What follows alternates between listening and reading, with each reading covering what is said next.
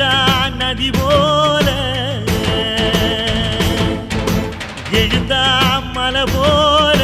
நடந்தான் நதி போல அந்த ஆகாயம் போல எண்ணாம கொடுக்கும் பொன்னார மனசு இருக்கும் என்று மூடாத கோவில் முன்வாச கதவு எப்போதும் திறந்திருக்கும் அந்த வெட்டருவா மீசைக்குத்தான் எட்டூரும் பணிஞ்சிருக்கும் அவ தொட்டு தந்த நெல்லுமணி முப்போக விளைஞ்சிருக்கும்